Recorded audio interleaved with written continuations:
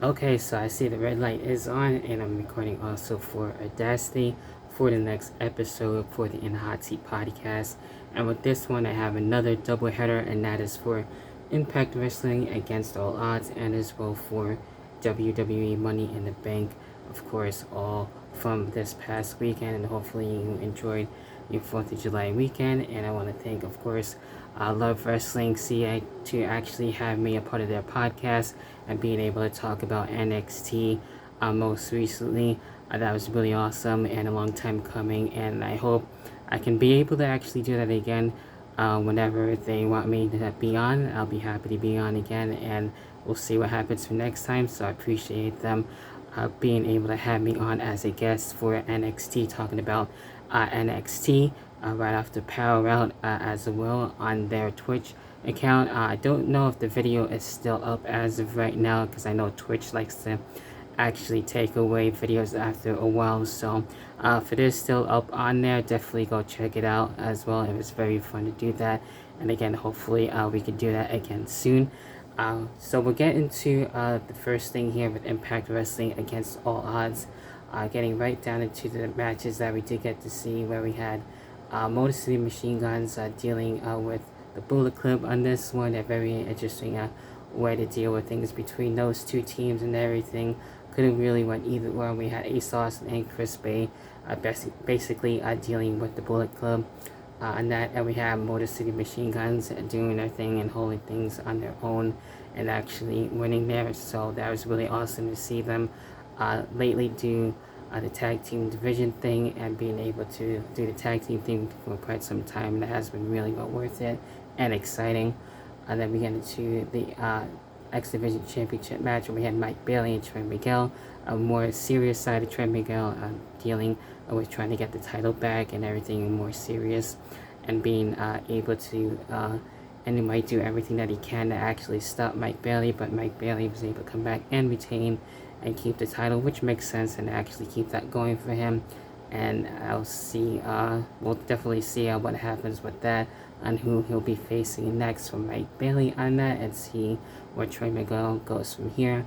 And then we get into the Knockouts Tag Team title match where we had Giselle Shaw on this, Danielle Dashwood, and as well Rosemary, and as well Taya Valkyrie on this one. I was really wanting Giselle Shaw to actually be able to win things with Danielle Dashwood. I've been loving what Giselle has been doing as of late, and with Giselle Shaw and as well Danielle Dashwood, even though they didn't get the tag team titles, they came close. But Rosemary and Taya Valkyrie keep things, which is fair enough, and we'll see where things go with Giselle Shaw and as well for Danielle Dashwood. Then we get into the next thing where we had the Good Brothers with this one, America's Most Wanted, and as well Honor No More on this one, and still having Honor No More just dealing with the basically legends, if you want to put it this way, the originals for Impact Wrestling, and still dealing with their fair share of problems. But with this one, we actually finally saw Honor No More be stopped, at least for the time being. So maybe that'll be it for now, and then they'll go on to do their own separate things. And then we had a return match where we had the Ravens Clockwork Orange House of Fun match, and basically dealing with Moose and Sami Callihan. Before then, they were able to just be in dark rooms for throughout the day and not deal with any food or water, which is pretty crazy, and actually do their thing in the match and to see how it would affect them and everything. They did everything that they could and use the weapons to their advantage. Raven was out there in commentary, and we have Moose actually taking out Sami Callihan, which was interesting to see there. And then we had a Knockouts title match, Jordan Grace and Tasha Steelz. Tasha Steelz looking to get her Knockouts title back, but in the end, Jordan Grace coming back and retaining there, which is awesome. And then the main event where we had the world title, Josh Alexander and Joe Doring on this one, and Joe Doring actually giving it to Josh Alexander, making it for an exciting match, and Josh Alexander being an animal, definitely being badass in this one, and actually coming back and keeping his world title, which is cool there. And I've been liking him as world champion as of late, and he has been doing very well there. So that's it with Against All Odds. Really enjoyable there for sure. And then we get it too with Money in the Bank, and this one was definitely very surprising to say the least. On that, I really enjoy Money in the Banks. It's basically kind of like the fifth out of the big four pay-per-views, if you want to put it this way. That's how popular it has been getting, and we started things off the right way with women's division action. The women's Money in the Bank ladder match where we had Liv Morgan, Lacey Evans, Alexa Bliss, Raquel Rodriguez, Asuka, Sachi, and as well with Becky Lynch. I was thinking this would have been the time that Becky Lynch would actually get the briefcase, since she's been losing as of late and just basically being frustrated.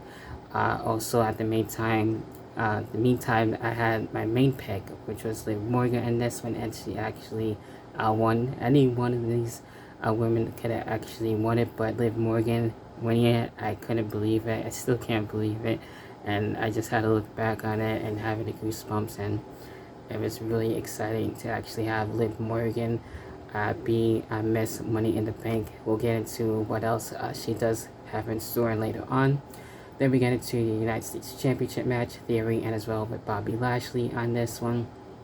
In Theory looking to keep the title as long as he could, but Bobby Lashley was able to come back and actually get the U.S. title, which is cool, and I like him as a champion, as U.S. champion, so that'll be interesting to see where things will go, and there's looking to be a rematch as of Monday for SummerSlam, so that's fair enough there. And then we get into the Raw Women's Championship match where Rhea Ripley was supposed to be in this one, but unfortunately she got hurt, so hopefully she will be back, and she hopefully won't be out for far too long, and we will get to see at some point Rhea Ripley and Bianca Belair for the Raw Women's title.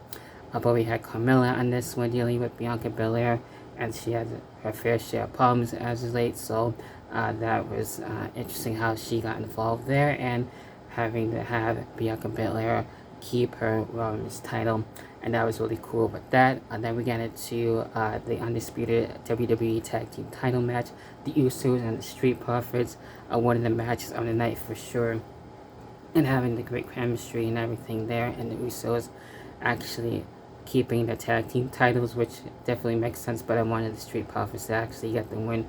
There was kind of controversy too, if you want to put it that way, with I think with the pinfall and everything, which is crazy how that happened, but the match basically I went to finish, I believe, and then continue after that, and then finish. So I'm sure things will continue on that. Maybe things will be resolved out of that. So who knows if there will be a rematch after that. Then we get into the Smackdown Women's Championship match, Ronda Rousey and Natalya. I was definitely fully behind it. Natalya, I felt like she would have deserved this win, but Ronda Rousey able to defeat Natalya, but there is a but. There is more from Liv Morgan. She took the opportunity and she ran with it and cashed in her Money in the Bank briefcase and actually got the Smackdown Women's title. So that was really cool to just top things all off, and she wasn't waiting around any longer. She saw the opportunity and she ran with it, which is awesome. So definitely congrats on Liv Morgan finally being SmackDown Women's Champion. Hopefully she has a nice long title run, and it's definitely well worth it. And I still can't believe it, like I said, so very exciting to say the least, and dope stuff there. And then we get into of course the men's Money in the Bank ladder matches, and both ladder matches are always bangers, definitely for sure. We had Seth Rollins, Sheamus, Drew McIntyre, Omos in this one, Sami Zayn, Riddle, Micah Moss, and there's a but in this one. There's more. Another person to be added by Adam Pearce, and that is Theory.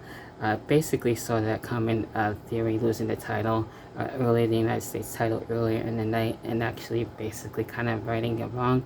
If you want to put it this way, you're trying to do that, and basically having the help out of Vince McMahon and everything out of that. So Theory was added to the match, and surprisingly actually got the win on this one. I feel like it would have been Riddle to actually win it, one of the people anyway. Drew McIntyre would have been just as awesome to see him win, especially when we got a clash at the castle coming up. It would have been cool to see him get the briefcase and be champion for that premium live event. So there was that. So definitely Money in the Bank was definitely surprising to say the least, and I always enjoy Money in the Banks anyway.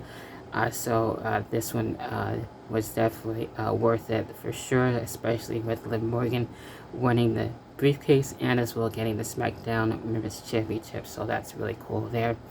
So that was basically it for Money in the Bank and as well for Against All Odds. What are your thoughts? Leave it in the comments section if you're watching on the YouTube version of this, and if you want to talk about it on Twitter, definitely for sure tweet at In the Hot Seat, basically there for the In the Hot Seat, that is for sure. To better put it that way. So the In the Hot Seat podcast for that, definitely for sure. And to see what's going to be happening next, I will be back definitely for sure for SummerSlam, and I know ORH has their own pay-per-view coming for, I believe, for before the Dishonor, so I'll be looking to review that. So a lot more coming for July as well, so be sure to leave a like, subscribe, and hit the notification bell on the YouTube side of things, and as well check out the audio versions of the podcast for Anchor, Spotify, of course, the In the Hot Seat podcast for Twitter. We're on Instagram, have a page for Facebook, and as well a group page as well for Facebook, so definitely check that out as well. So basically a little bit everywhere. I was trying to have the podcast actually keep on growing, and until then, I appreciate the love and support as always, and until then, I'll catch you guys next time for the In the Hot Seat podcast.